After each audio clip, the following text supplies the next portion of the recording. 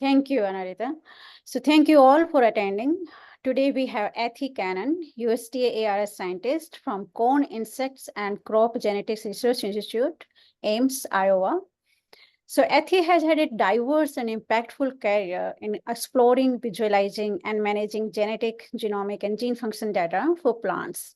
With a bachelor's degree in computer science from Utah State and a master's degree in computer science with an emphasis on learning psychology from the University of Oregon, she began with early research in using computers for teaching children with learning disabilities. Over a 20-year career, she has worked with the Minnesota Educational Computing Company and developed educational websites.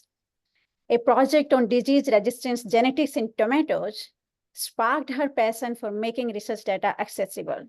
So since then, she has managed data for the first Medicago Truncatula sequencing project, worked with Affymetrix expression data through the development of PlexDB, established peanut-based collaboration with the Legume Information System and Federation, and then contributed to the MaizeGDB team for the past 15 years. Her most recent focus is the construction and presentation of pan-gene data. So today we have her talk title is Pan-genome resources in Maize. And now, Ethy, the floor is yours. And I would like to request everyone to please mute yourself. If you have any questions, please feel free to ask at the end of the talk. Thank you. Yes.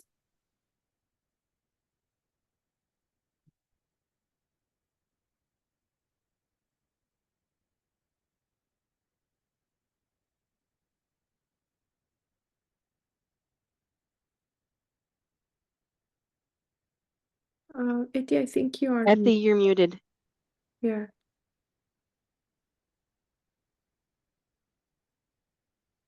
Sorry. Okay, I am unmuted now. I hope you can hear me. Yes, we can hear you. Okay. All right. So on behalf of the MaizeGDB team, I would like to talk about how we are dealing with pan-gene data at MaizeGDB.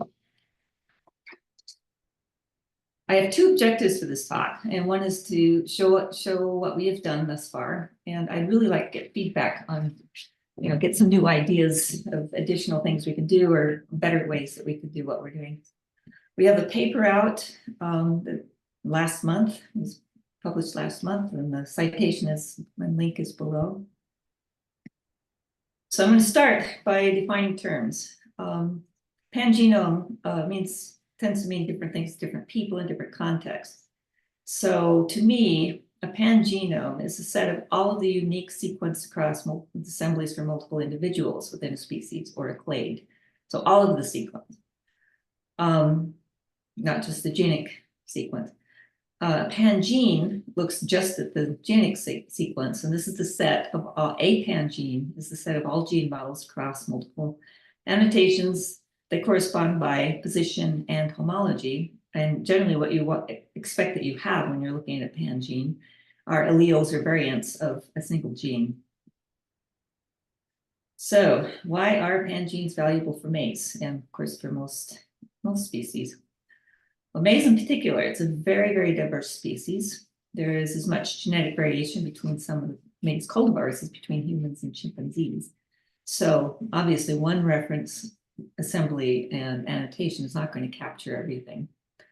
And then maize has been a model organism for at least 100 years. And so there is a lot of gene function data available, and a lot of it's sitting in MaizeGDB. We've got, classical loci and maps, genetic maps, assemblies, gene models, gene expression, metabolomics, proteomics, etc. So it would be nice to be able to take all of this past research and data and attach it to gene models that have been called in assemblies of maize accessions that are not referenced. So it's something that I have certainly been thinking about for many years, and it started to become a reality in 2020 when the group sequenced the set of maize NAM founders. These represent most or likely all of maize diversity. along with the Maize reference genome, B73. And these were sequenced, assembled, and annotated using the same technologies and methods. So with this, we had a really solid set of high quality data to work with. And there's a project going on right now that's nearing completion to sequence selected species out of the Andropogonae clade, which includes Zea.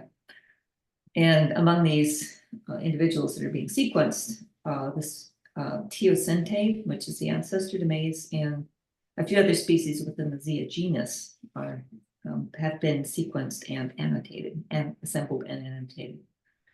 And so given the strength of these two data sets, we decided that it was finally could go make a pan-Zea, pan-gene analysis.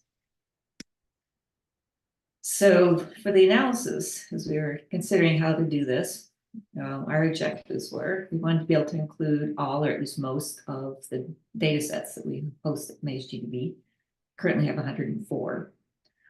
We wanted to be able to update it regularly because we're always getting new data sets. And we don't have the expertise to develop pan-gene pipelines, so we needed to use an existing one, and we wanted one that's under active development and active use. And I'll make a point here. A pan-gene is not a gene family. And part of the reason for this is that for a pan-gene, we want synteny as well as sequence similarity. So we settled on the Pandagma pipeline. This was developed by the Legume Information System Group. And you can get it at GitHub here at this link. And at a very high level, here's the process. This is a two-step process. First, you take your high-quality annotations that you think are spanning all of the diversity of your organism, and you create a set of pan-genes. Then you take all your other annotation data sets and you add these to these existing pan-genes. You don't make new pan-genes from the additional data sets. And a little side note here, the plug for the nomenclature working committee. It really helps to have consistent naming conventions. I was fortunate in this process that Maize has a good naming conventions that people actually do use. But I did have one of the older sets that was developed before we had our naming convention, and it took some time to wrangle the gene model names into a form that I could use in this pipeline. Okay, a little more in-depth description of the Pandagma pipeline. Step one, combine the positional information with the sequence and attach these to the gene model IDs. Then find homologies among each of the pairs of annotation sets, and then take these and filter them by synteny. And you can also include chromosome pairings if you're dealing with a polyploid, or in the case of maize, we have one of our cultivars has a big translocation between chromosomes 9 and 10. Then take the output from DAG chainer, cluster the gene pairs, and now we have our pan-gene groups. Now, all of the gene models from this core set have not been assigned pan-genes. They didn't meet all of the rules, so they get added back to the existing pan-gene groups via homology and chromosome, common chromosomes.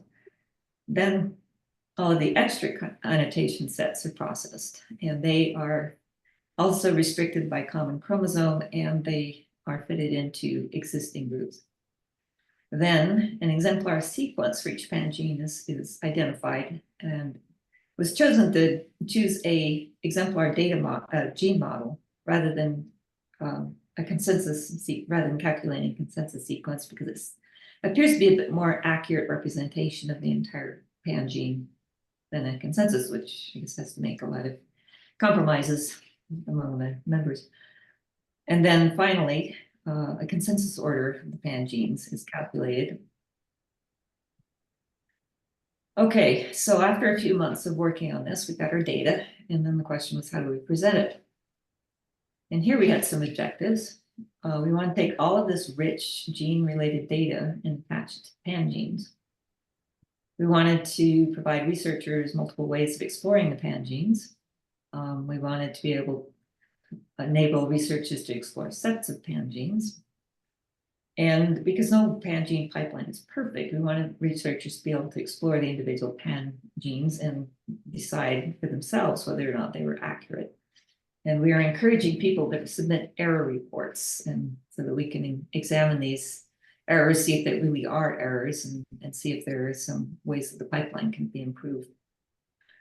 So at this point, I'm going to show static screens, but if you want to follow along, here is the URL for the Pan-Gene Center. Don't hesitate just a minute so you can get that.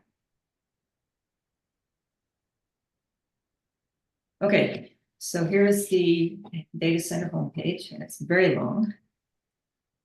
Make a note here. When we started this process way back in December or so, we didn't realize that one of the core data sets would not be published by the time we released the data center, and then sort of got caught up in the data center and didn't realize that the data set hadn't been published. So we had to put this note here. This is preliminary. You can't publish on any of this data yet. Okay, at the top, simple search.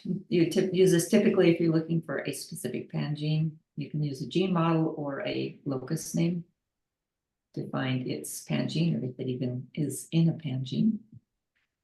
And then to look for sets of pan-genes, we have the advanced search, and there are multiple ways to query the pan-genes. One of the things we decided was that we would not declare what is core, dispensable, or rare, and so we will let researchers decide for themselves how to define those, and enable limiting the results to pan-genes that have members in specific assemblies or that do not have members in specific assemblies. And this is one, you can think of this in different ways. You might want to explore pan-genes, sets of pan-genes, let me know. We have downloads, we have bulk downloads for the complete data sets.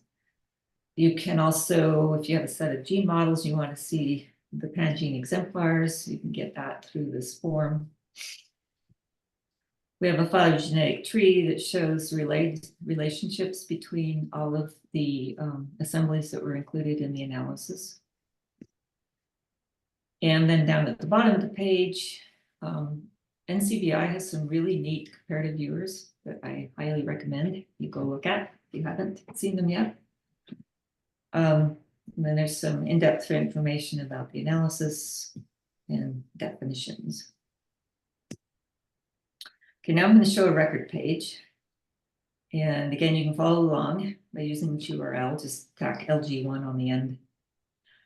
This is Ligulus 1, our standard example gene model, gene locus. So I'm going to make a note about pan-gene names. What do you call a pan-gene? The nomenclature group met with some people who were working with pan-genomics and pan-gene analyses. And we came to the conclusion it's too early to come up with, to recommend that people assign permanent identifiers to pan-genes. And you could argue, well, the identifier is tied to this analysis, but if you're in a state like we are at MaizeGDB, where we're doing multiple analyses a year, I don't think the researchers would appreciate constantly changing identifiers. So what we've decided is any pan-gene can be identified by a member, which could include a classical locus name. Okay, so now we're looking at the record page. And here at the top, we're encouraging people to report errors. There are tab sections, and then I'll start with the pan-gene section and go through each of these subsections one by one. At the top, we have the analysis details. Let's get some information about how and when the analysis was calculated, what was included, and some summaries about the assemblies and annotations that were included. And then down here, we have a graph showing the number of pan-genes with this many members. And this first analysis had 57 members. So as you would expect, there's a peak here at 57 members. So quite a few of the pan-genes have 57 members, which is what you want to see. Okay, and then the gene model section, this last lists members rather. This lists all the members of Pan-gene. And you'll notice this thing is in red. So this has a chromosome that doesn't match. And in this particular case, this is a scaffold. And I suspect that this scaffold just didn't get placed in chromosome 2 like it should have. And then at the bottom, it lists the assemblies that is not represented in this Pan-gene. Okay, there's an alignment section. So it uses the MSA viewer. This is a third-party tool. And I'm sure people looking at this have already spotted that this one looks different. So here's one way that you can assess the quality of the Pan-gene by looking at these alignments. Okay, next is a phylogenetic tree. You would expect this tree to be pretty flat because you want everything to be pretty closely related. And unsurprisingly, there's this one that sticks way out in right field that a little bit questionable. Does it belong? Why was it put in here? And so on. Okay, below that, we get into some of the other types of data. We have a lot of insertion data. So if any of the members have of this Pan-gene have insertion data, then we list it here. And if there is any metabolic pathway information associated with any of the members, it's here. Ligulus 1 does not have pathway information, so I can't show you this one. And then we have gene expression data. Here you can go out to qTeller and explore this Pan-gene at qTeller. And then this Ligulus 1 has some EFP expression atlas data.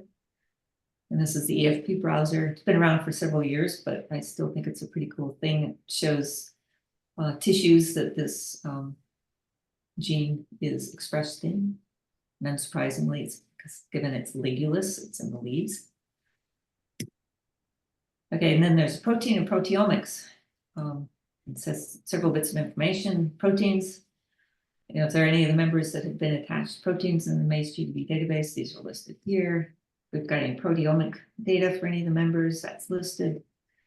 And if we have any predicted protein structures, I'm going to bring up one of these.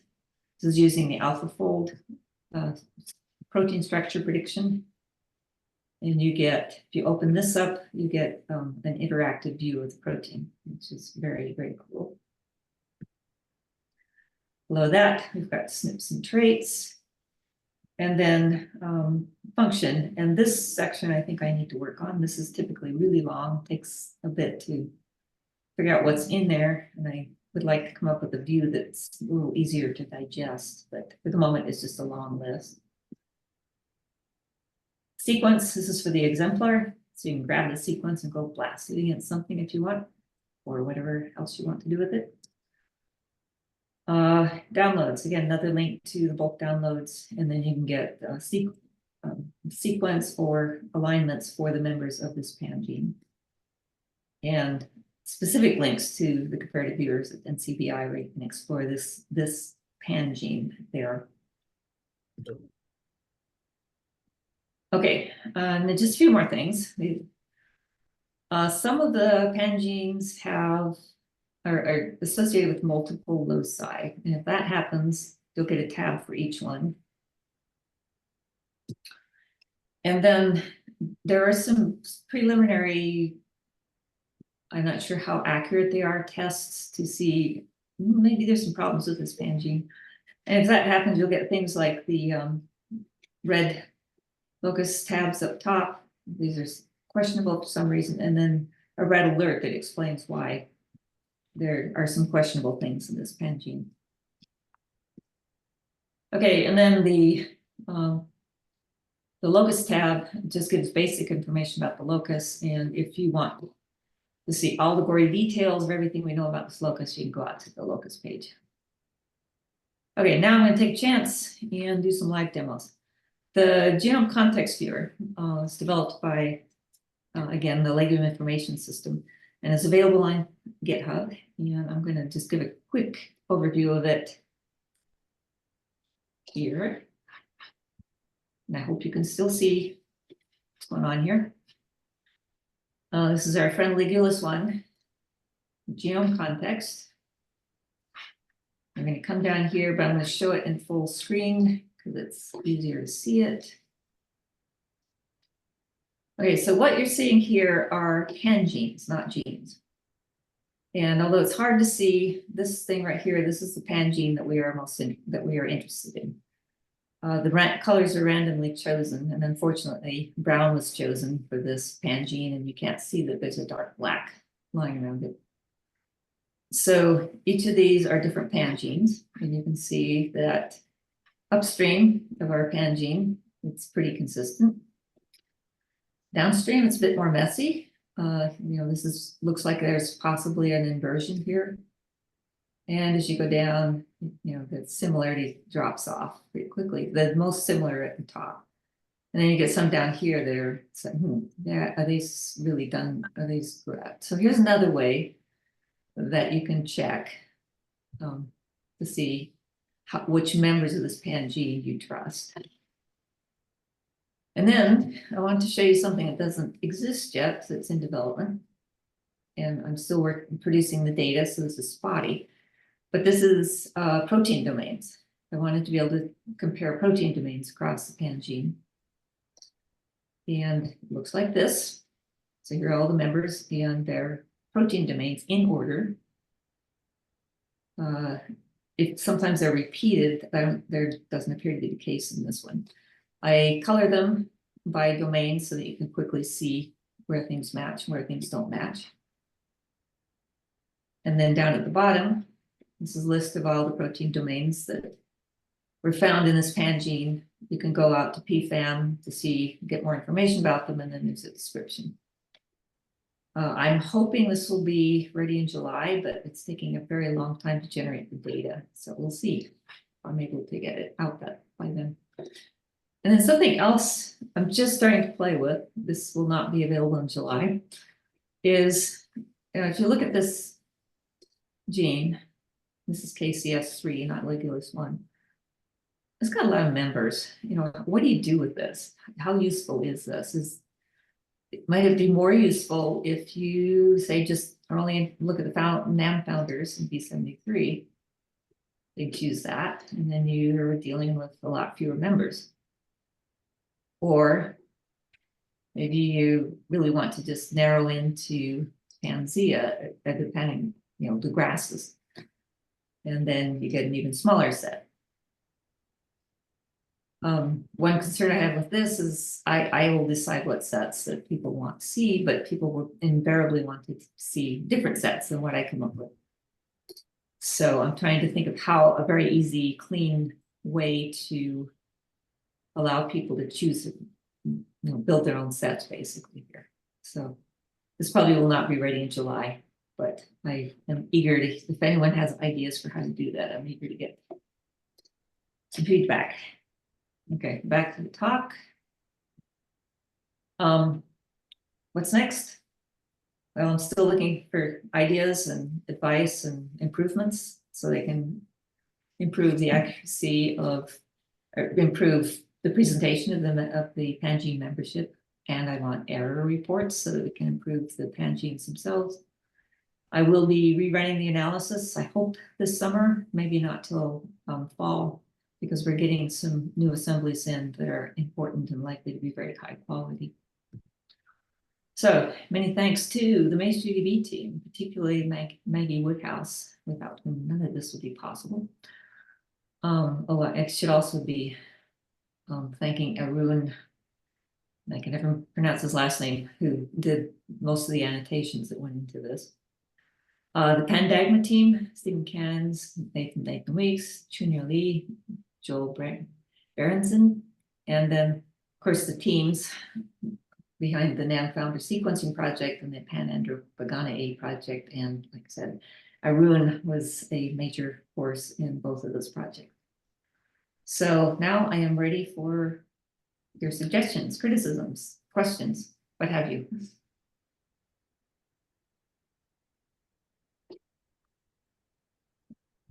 Thank you. Thank you, Ethy. It was wonderful. Just wondering if anyone has any question, please raise your hand or you can ask directly. There's something in the chat. Sunita? What kind of errors have you reported? Let's see, that's you. Mostly inconsistencies. We have different ways of tying gene models to loci, for example, that have been hand curated.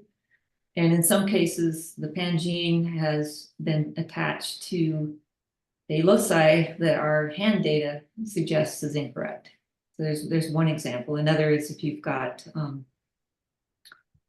a gene model that was that's connected to a loci and is not in the gene model in the pan gene, then why is it not there?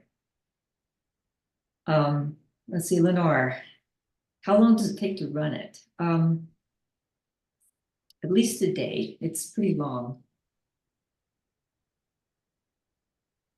Sometimes it can take more than a day, but most of the work goes into prepping your data.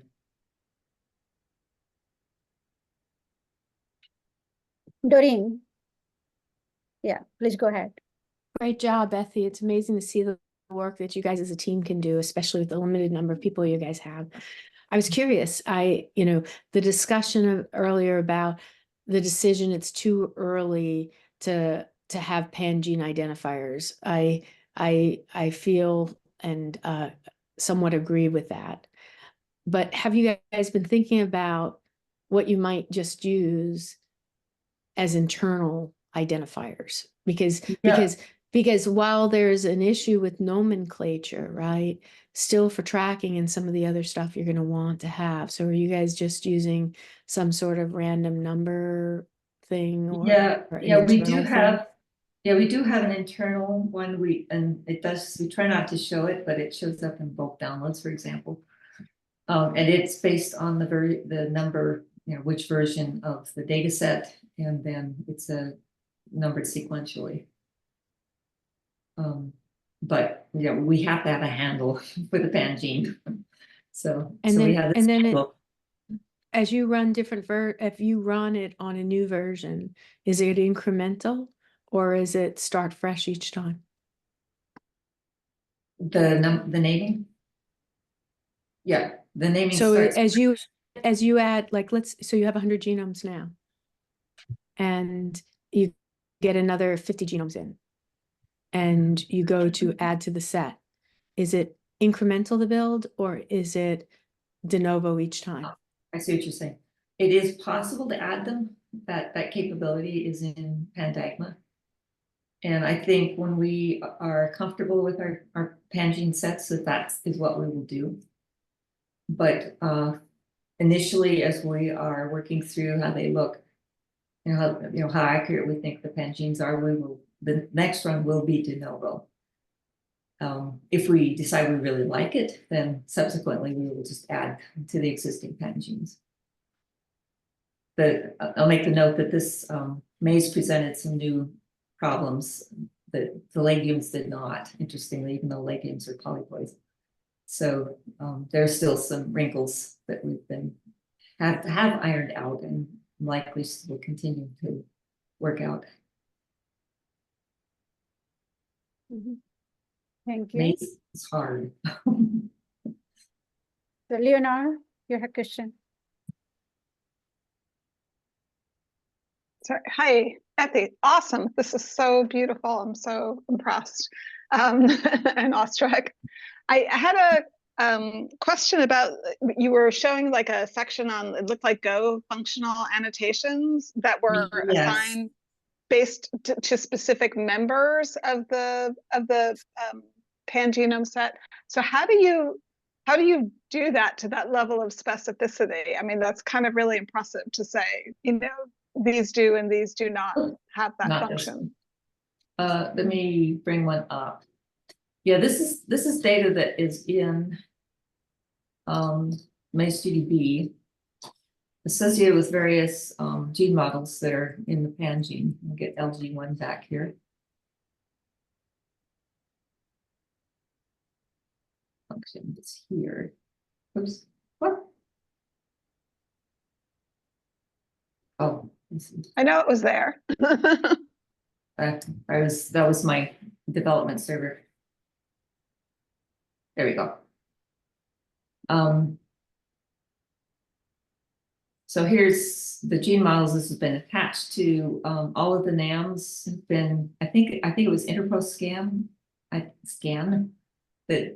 generated these. So here we've got lots of things with DNA binding. It was calculated through Interpro scan with Panzer, NAM consortium. You know, we've got the MAIZ site pathways. So on. I think some of these came from the plant atlas, expression atlas. So this data goes back at least 10 years that's been collected at MaizeGDB. So it's sort of a grab bag hodgepodge, and that's why I'd kind of like to find a better way to display it than to just list it out like this. Yeah, there's some interesting tools like visualization things. I could, that Go is using at least for ontologies. But yeah, I was kind of curious about, if you were noticing any differences, like sets, groups of pangenes that maybe are more closely related, that look like they maybe had different functions. Anyway. Yeah, that would be a good thing to try to figure out, to show and let people explore. Ethy, Yeah. I haven't. So you are using QTeller, so that is for the comparative RNA-seq expression platform. So are you getting the data from NCBI for that RNA-seq expression profiles, or you are getting from EBI expression atlas? Is Maggie on? She's gonna be able to answer that. I can't. I see. See Yeah. Yeah, that data is Maggie Woodhouse manages QTeller. So I don't know a lot about the data that goes into it. I think it is generated by, I think it's a combination of data from NCBI and data that was generated by the sequencing projects. I see. Okay. So it's mainly NCBI and projects. Okay. Yeah. Yeah, because EBI Expression Atlas, they also have very curated database, and they do have 89 experiments on MAIZ. Mm-hmm. Yeah. That's a quite good resource that can be used. Yeah. Yeah. So there's one. I suspect expression is another thing that I could figure out how to visualize it across the gene that could possibly be useful. Right. But how do you do that? Yeah, thank you. So there is one question in chat from Parv Sharma. Is all the data shown on web page is the output of Pandagma pipeline?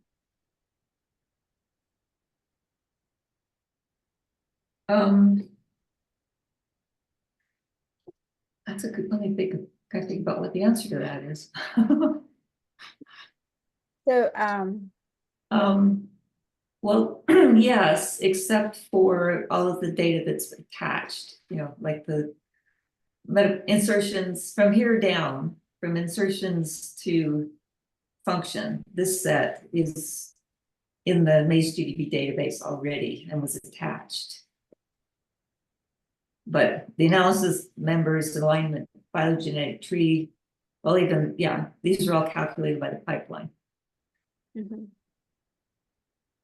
Yeah, that makes sense. Yeah. Is there anyone else? Is there any other question? Like Suk? Yeah, Suk. Yeah, so you already said something about this. So like if you like were to add more genomes, and then if the pan gene sets changes, it would be a lot of work in terms of database, right? Storing, and then so did you guys were pretty sure that you reached the maximum of the pan gene set? So if you like add more genomes, the pan gene set wouldn't change? Yeah, that's one reason why for now I'm planning to rerun the pipeline de novo. And it might be that we'll do a few runs and then say, oh, the numbers aren't changing. I think, you know, we probably have enough and we don't need to keep running it de novo. Yeah, so you know, like I've been contacting you like several years ago about doing this and all that.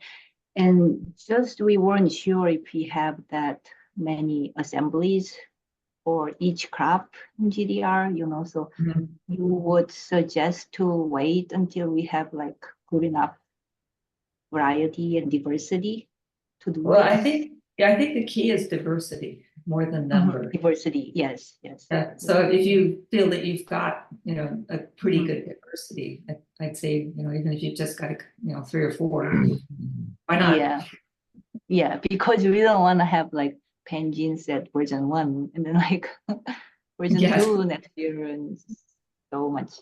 Yeah, yeah, and you might be in a situation too, where you don't know how many pan-genes there are, and you would have to recalculate each time you get a Right. new, you know, Mhm. decide to update. And another question, if I can have, so like if someone comes, let's say like I want to get a set of genes that has expression in this set, but then not the list of pan genes, but then it's certain assembly.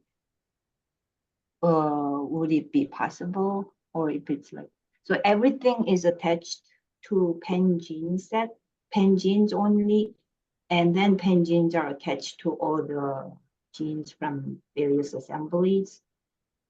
So are you yeah, thinking like this thing where you could say, I want to be Mhm. sure to include GD, or however that's pronounced, and B73. This is a multi-select. Mhm. But I don't want anything that's in, you know, ZH. Mhm. Yeah, I don't want a pan gene that has a member Oh, here. okay. That. Mhm. And these are Then, long lists. then the result set would be pan gene set plus the gene names in that assembly you specified. Let's see if that works. If it finds anything. I found some. Yeah. In fact, found lots of them. Found over 100. Mhm. Um, Oh, that's because let's see if I were to say, but not in B73, that might be a different story. Let's do these 3 Zias. Nope.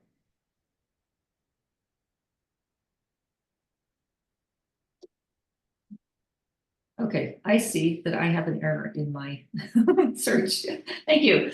Because I bet these are nouns, they should have shown up. Okay. All right, that's a bug I'll be working on.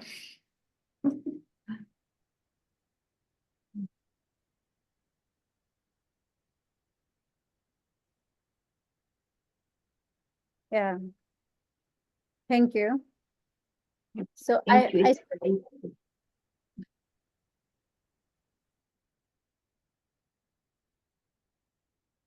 I see one more question in chat box from Sudhanshu.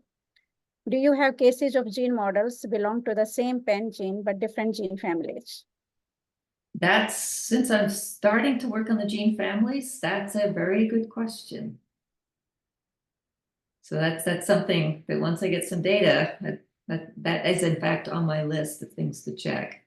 Because that may be another little key that either the gene family or the pan gene has got some problems. So thank Some you. would Yeah, be good okay. question. Yeah, Some would be okay, but too many of them would be suspicious. yes, yeah. Yeah, we're dealing with too Thank you. much data for it to never happen. And biology, we're dealing with biology, so yes, it will happen, but you're right, if there's a lot, then there's a question there. Yeah, Yeah, thank you. it could be a problem with the genes that are partial, you know, have a few domains and have some kind of the rearrangement. We see that among the family members a lot. Yeah, yeah.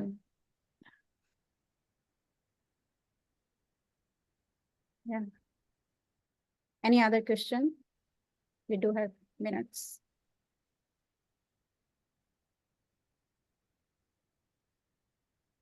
Okay. If not, Then I would like to convey thank you to Ethy. It was awesome talk, and thanks once again. Great presentation, Ethy. Well, thank you. Okay. It was years in the making.